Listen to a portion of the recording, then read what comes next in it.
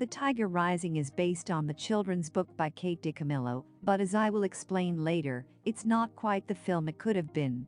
It stars Christian Convery, Sweet Tooth, as Rob Horton, a young boy who is living with his father in a shabby Florida motel.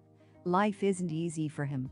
Not only does Rob have a hard time at school, partly because of the bullies who make fun of the rash he has on his legs, but he also has a hard time emotionally due to the recent loss of his mother who died from cancer. Life gets a little easier for him when he meets Sistine, Madeline Mills, a girl who moves to his small town with her mother.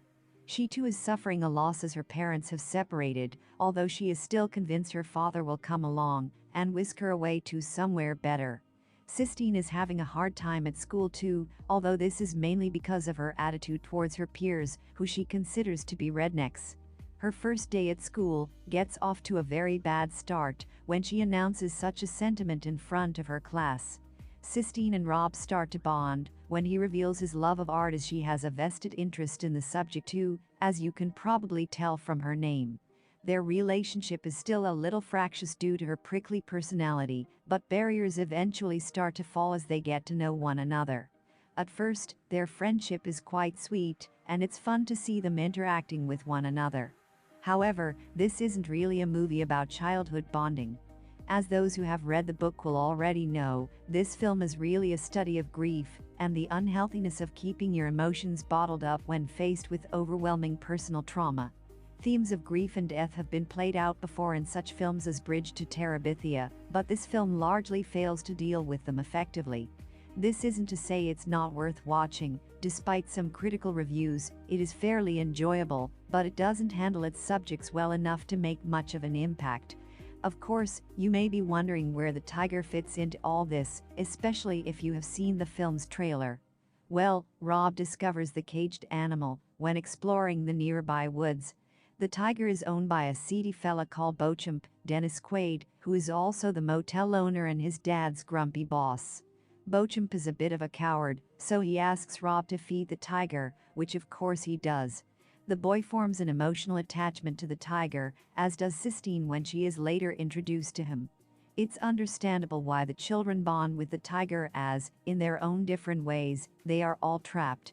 The tiger is locked in a cage. Sistine feels trapped in the town she has ended up in. And Rob is at a place in his life where he can't move on because of his stifled emotions.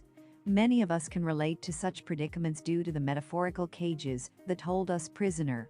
At the risk of being on the animal's lunch menu, Rob and Sistine put a plan in motion and release the caged animal.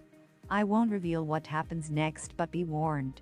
If you have small children watching this with you, they may be a little traumatized by the events that follow.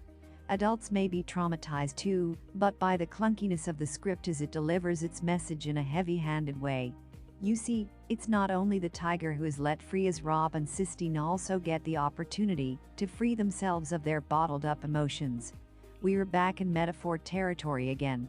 I haven't read the book, but I'm sure it handles the themes of grief and the need to express emotion better than the film does. The filmmakers can be applauded for trying to handle such weighty subject matters, but the lackluster script, heavy-handed dialogue, and slightly unconvincing acting undermine what they were trying to achieve. This is a shame, as there are children the world over struggling with loss due to death and divorce, and this film could have been the catalyst for them to heal. Of course, the book can probably be recommended in this regard. So, here's the thing. The film isn't awful, but it is rather ordinary. It can be recommended for families looking for something to watch on a rainy Sunday afternoon, but, despite its potential, it won't offer anything life-changing. Give it a go, especially if you have kids, but have a few tissues to hand, as there could be a few tears at